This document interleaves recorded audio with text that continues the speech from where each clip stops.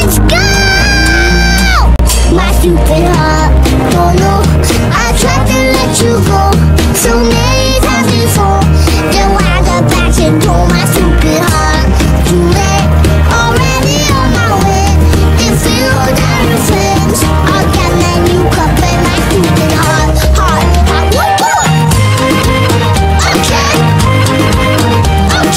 get that new cup and my stupid heart. Don't know, I tried to let you go so many times before. Then I got back and told my stupid heart, too late, already on my way. If Good morning mga kagala, welcome back again to MD's Travel Vlog. So for today's video guys ay nandito tayo ngayon sa Surigao City o Surigao del Norte. So at this moment mga kagala is magpa 5:30 AM na. Actually guys ay saktuhan lang talaga ang pagpila namin dito sa lancha. Pagkatapos namin makahanap ng upuan ay umalis na agad yung lancha na sinasakyan namin. So sa video ito mga kagala ay napakaganda ng travel time namin at napakabanayad or napakakalmado ng tubig dagat dito. Isa rin sa pinakamagandang travel time mga kagala ay yung maaga kayong bumiyahe dahil maaabutan nyo lang naman dito ang sunrise. So at this moment mga kagala ay umalis na kami ng Surigao City. So I just want to shout out lang din sa mga girls na nakasama namin dito sa DIY na event na to. Actually guys, nakilala lang namin sila sa Siargao Island. Then nag-open up kami kung gusto ba nilang sumama sa Dinagat Island. So naging masaya yung travel trip namin dito sa Dinagat Island dahil meron kaming nakilala at naka-jamming. After 1 hour na travel trip namin from Surigao City to Dinagat Island ay nakarating na rin kami dito mga kagala. So ang next namin ginawa mga kagala pagkababa namin ng lancha ay naghanap kami ng tricycle na mauupahan namin papuntang Libhu. So at this moment mga kagala ay naglakad-lakad na kami papuntang labas para makahanap ng tricycle. So after a minute mga kagala ay nakipagtransact na rin kami sa tricycle driver. All goods mga kagala dahil naka-discount kami sa tricycle. So inform ko lang kayo guys, if ever na pupunta kayo ng Dinagat Island ay hindi siya mahirap i-DIY. So share ko lang sa inyo guys na taga Dinagat pala yung nasawa ng kapatid ko pero never pa akong nakapunta dito sa Dinagat. So this is my first time na makabisita dito sa Dinagat Island. So sa video ito mga kagala ay binibilisan na ni Kuya dahil sobrang haba pa ng biyahe namin. So ang travel time nito mga kagala from Dinagat Port to Magsaysay ay abutin nito ng 2 to 3 hours. Sa sobrang haba ng travel time nito mga kagala ay aantukin ka talaga sa biyahe. So dahil sobrang haba ng biyahe nito mga kagala at sobrang aga namin pumunta dito ay nagutom kami. Papagas daw si Kuya. Need niya ng cash. Good morning po. Kaya food nila. Wait lang yan.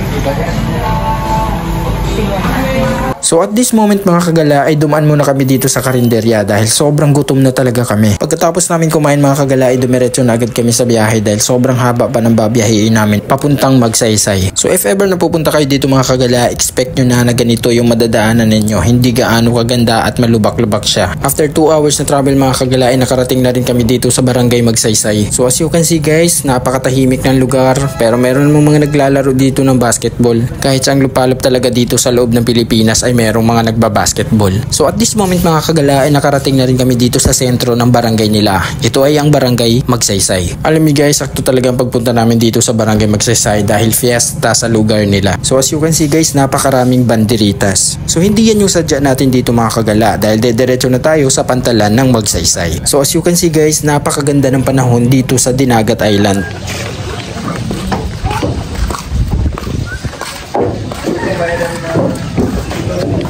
Ang lapit lang pala niya dito, no? Grabe ang tubig, boy. Mga tubig niya. Ang ganito.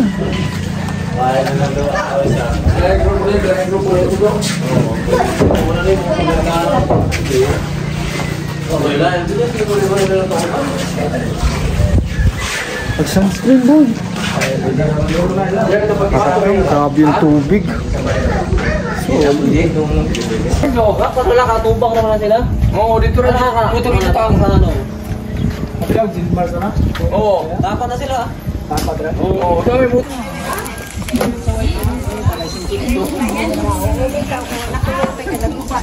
Buti pala kumain na tayo dun.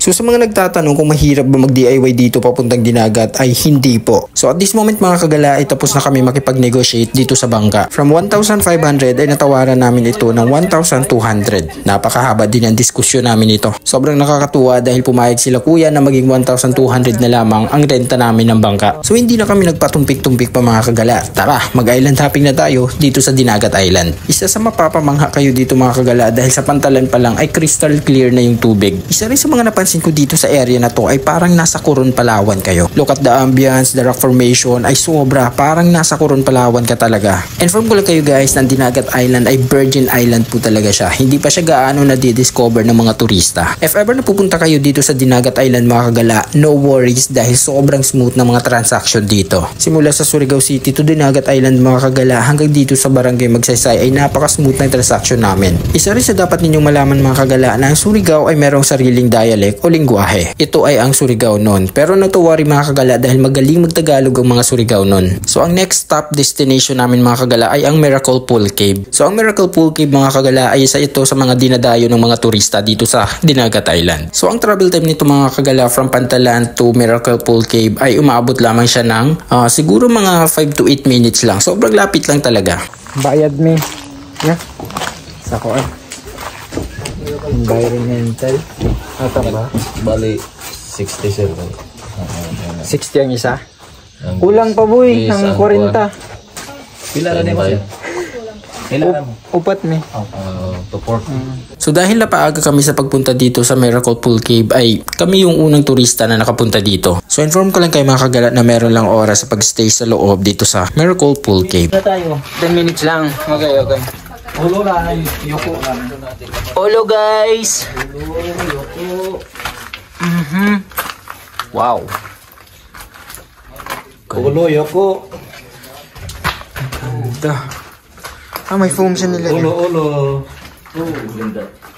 So ito lang guys ang masasabi ko dito sa Miracle Pool Cave. Dito sa loob ay napakaganda niya. Sobrang ganda niya talaga guys. Yung kulay, rock formation. Mag-i-enjoy talaga kayo dito guys. So inform ko lang kayo guys na pwede kayong lumangoy dito sa Miracle Pool Cave. Dito sa loob. Then kapag hindi naman kayo marunong lumangoy, meron naman sila mga life jacket para magamit ninyo. So pagkatapos namin magpa-picture at saka magpa-video ay lumabas na agad kami ng cave. Dahil 10 minutes lang ang binibigay na oras sa pag-stay sa cave. Paglabas namin ng cave ay meron na palang ibang mga turista na nag-aantay. Uy, kita na daw, uy. Uy, kita na. Dali na ko.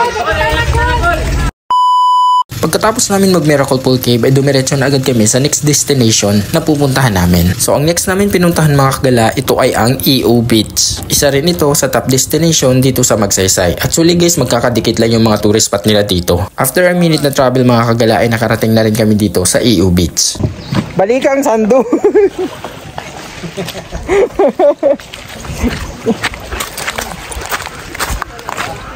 Naiwan ko yung sando ko.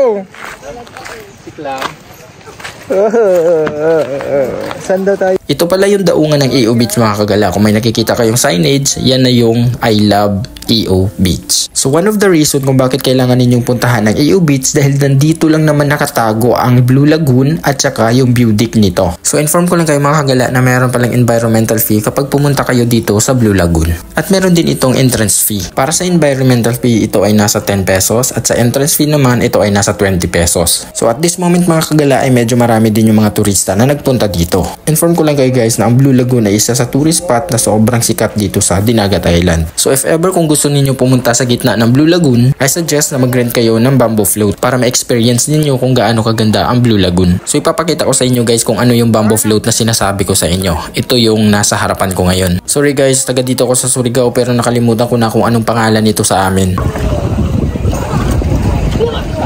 Wala daw kayo.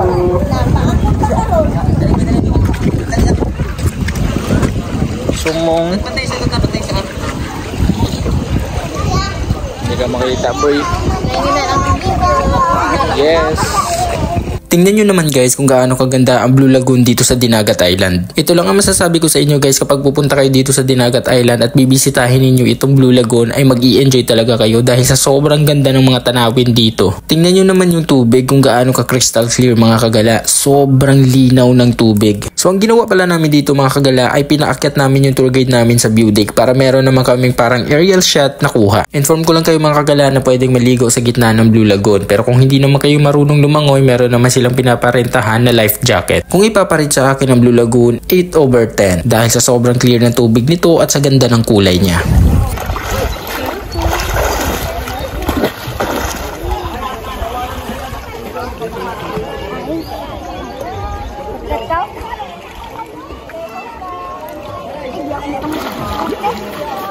Makikita ba ako sa ilalim? Hindi masyado. Hindi masyado. Okay na boy.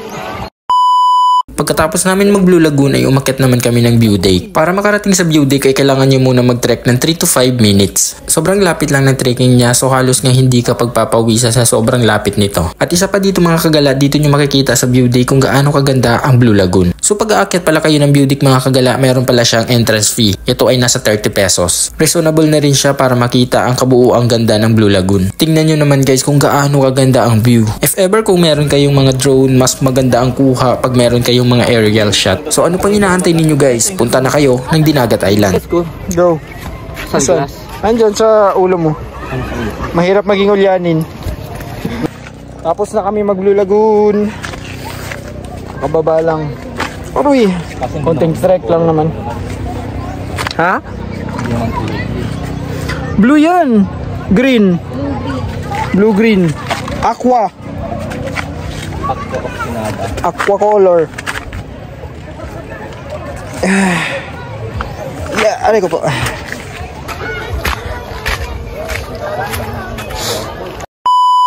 Pagkatapos namin mag Blue Lagoon mga kagala ay dumiretso na agad kami sa next destination namin. So ang next namin pupuntahan mga kagala ito ay ang Jelmar Resort. So after a minute sa travel mga kagala ay nakarating na rin kami dito. So dito sa Jelmars mga kagala dito kayo kakain ng inyong tanghalian. Inform ko lang kayo mga kagala na ang Jelmars ay isa rin sa tourist spot na dinadayo ng mga turista dito sa Dinagat Island. Ang isa sa napansin ko dito sa Jelmars mga kagala ay sobrang crystal clear ng tubig dito at sobrang ganda talaga ng dagat nila. So mag-11 AM na rin mga kagala, medyo nagutom na kami kaya pupunta na kami sa tindahan kung saan kami magpapaluto ng pagkain.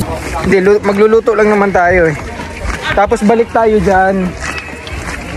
Dumayo dito para magluto. Wait. Yeah. Grabe yung itim ko na.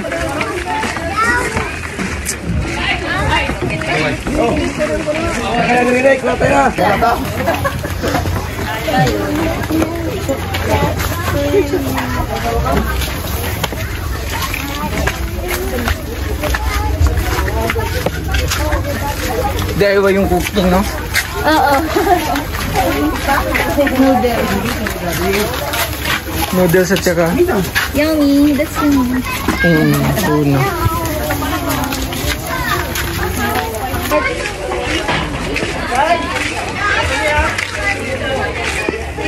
Wala kaming bawang pagkain na yung CMD. Nanghingi ng kamote. Candy. Hindi nahiya ako.